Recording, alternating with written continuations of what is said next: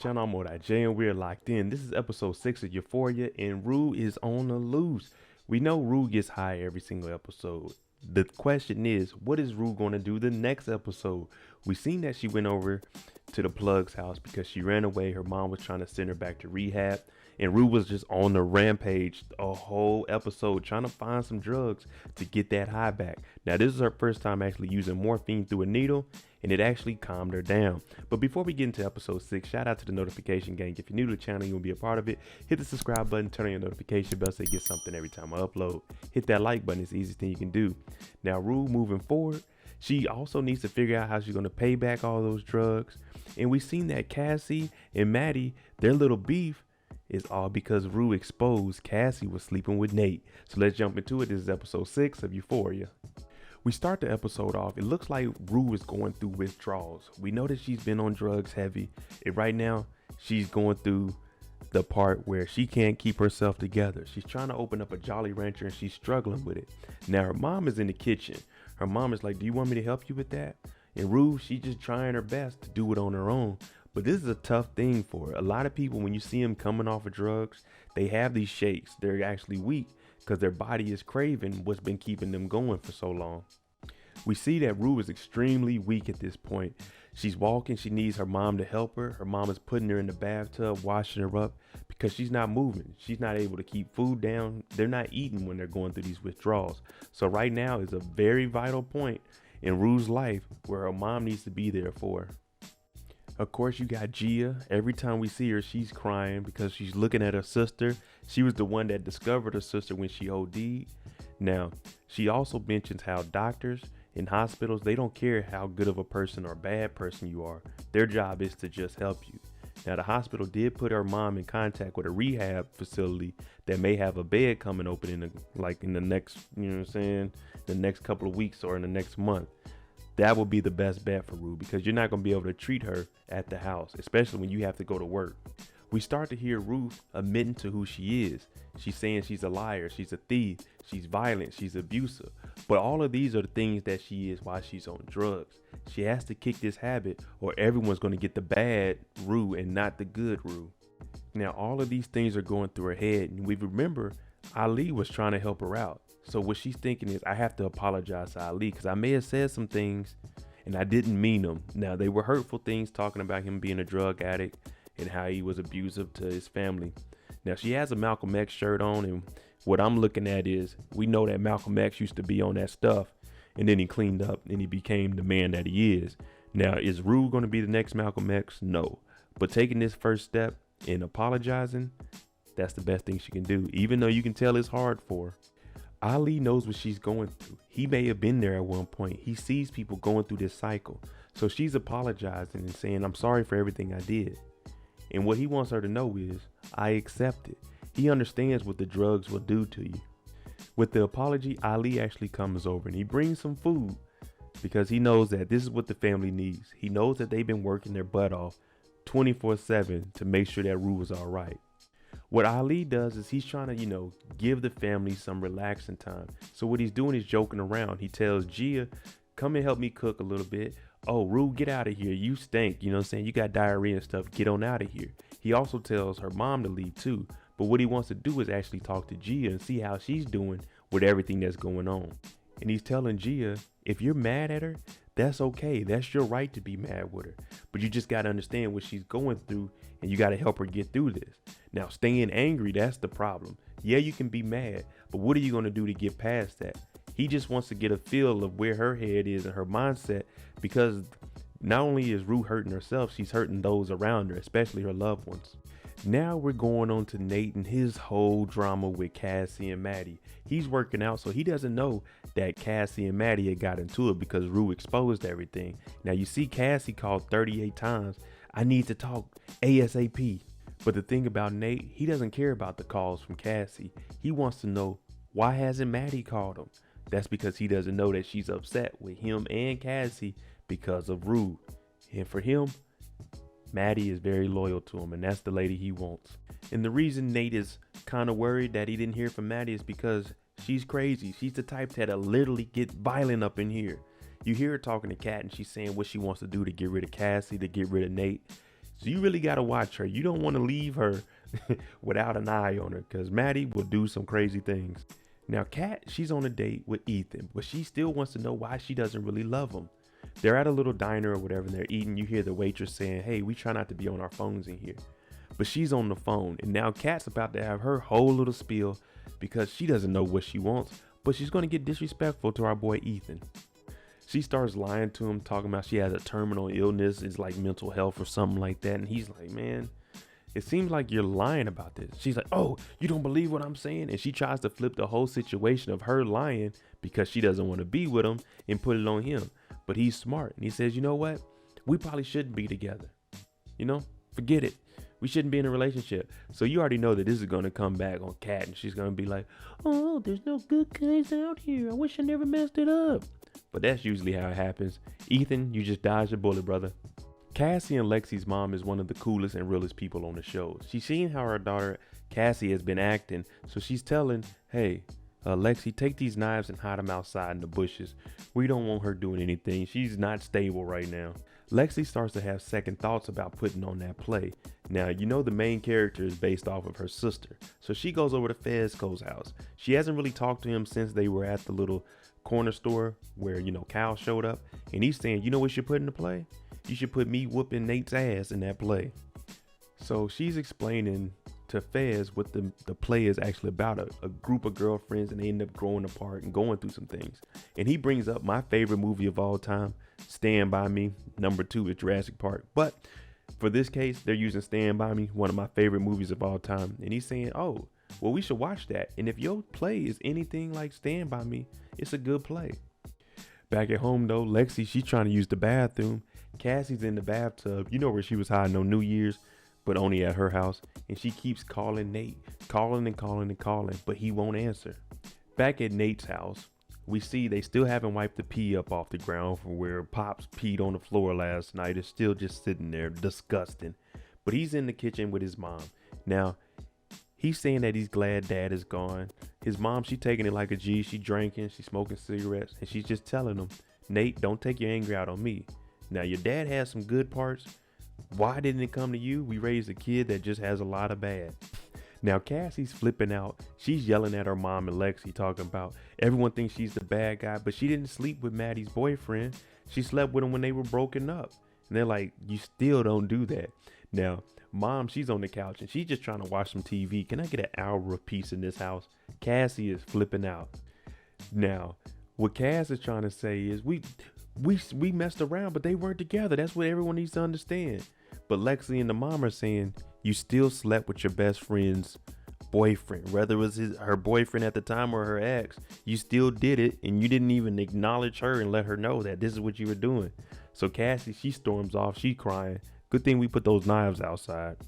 Now, Nate's mom, she's breaking it all down. She doesn't want him with Maddy. She's saying that's the type of chick that'll get pregnant, keep the baby out of spite of you, you know what I'm saying? Go against you. Now, this is a cool mother-son relationship here. When I was in high school, I wasn't pouring up with my mom. Now that I'm older, I could drink with her. But they ain't here. He pouring the things. He filling up her wine glass. And she's like, that blonde girl, talking about Cassie, you should be with her. And Nate's saying it's kind of complicated because Maddy is who he wants to be with. But if I got to settle with Cass, then maybe. Good thing they hid the knives. They come in the kitchen. You hear Cass in here. And she has a corkscrew trying to cut her wrist. And her mom's like, that's not going to work. I know I would have been like, Cassie, what the hell are you doing in here? I mean, get your ass up. Why are you acting like this?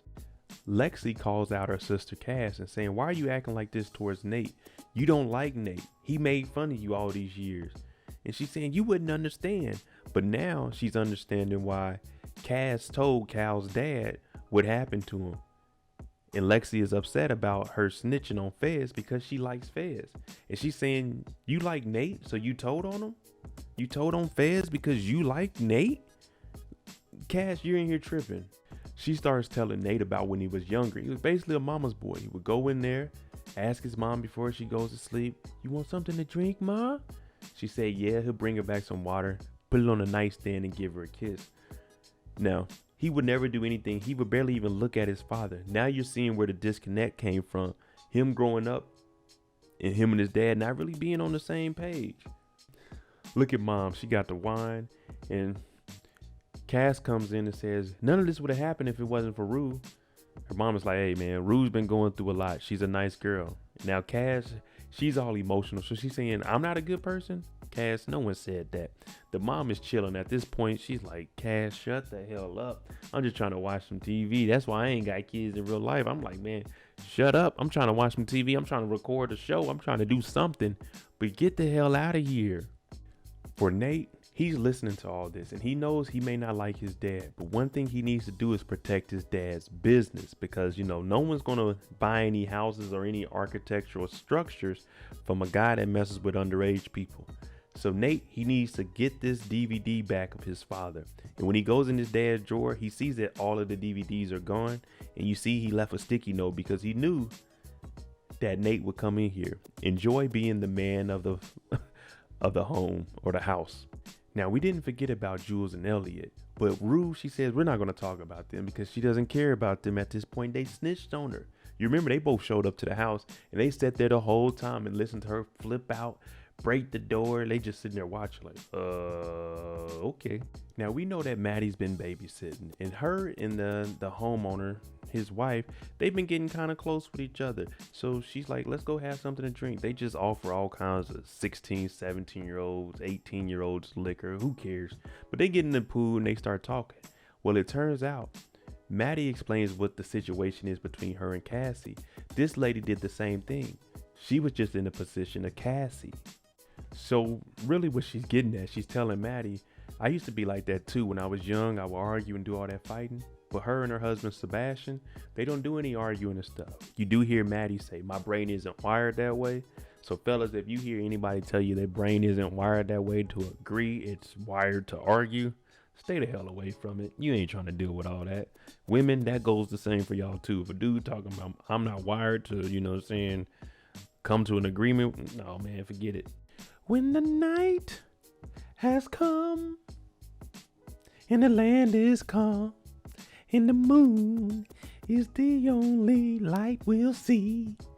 No, I won't be afraid. No, I won't. Y'all know Stand By Me. That was my movie. Now, Fez and Lexi, they just watched this.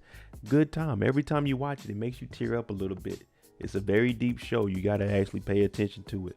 Now, y'all remember Faye. She's staying over with Fez and Ashtray. Even though Ashtray doesn't want him there, she's walking around the house, and whenever she gets behind him, he be looking at her like this. Ashtray be keeping his eye on her. Well, she goes outside to dump the trash, and you remember her boyfriend? He was there when Mouse died. Now, he said the cops been asking about Mouse. And, you know, one day he was walking and they jumped out on him. So she's saying, are you snitching? Are you cooperating? He's saying, well, no, I'm not snitching. I'm just cooperating. So this is all bad for him. He's out here in the alley snooping around. Now, he hasn't told Fez this because he knows him working with the police is all bad. But Faye, she's not all there. So if you tell her something, you can kind of make her think, oh, no, I'm not snitching. I'm just cooperating. You know, two different words. After Nate was in his dad's drawer, he went into the other drawer and got that revolver out. And he headed straight to Maddy's house. Because what is he doing? He's trying to get that DVD back. So he sneaks in her room and Maddy doesn't see him. Now, he starts off by saying, you thinking I'm here to apologize. He's here for business. He's trying to get that tape back. Now, she's scared. She's on the bed. Of course, I can't show y'all everything because, you know, YouTube. But he takes all the bullets out except for one. He pulls the trigger at her. Now, she's scared because she's saying she doesn't know what he's talking about. He just wants the tape. So now he starts to pull the trigger on himself a couple times. And now she's extremely scared. He even pulls the trigger on his head a couple of times. I'm like, he big tripping. But she finally gives in and she tells him exactly where the tape is at. Now, you remember, she was on the phone talking all that. I'm thinking of ways to get rid of Cassie and Nate. But when it was her turn to face death, she wasn't tough. That's because you shouldn't be talking about getting rid of nobody if you ain't really ready to do it. Nate has the tape and now he's calling Jules. Jules is like, Nate, why are you calling me? He's like, I need you to come outside.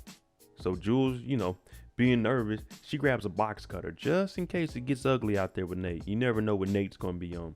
But what Nate is saying is, here's the tape of my father. You know, you got it.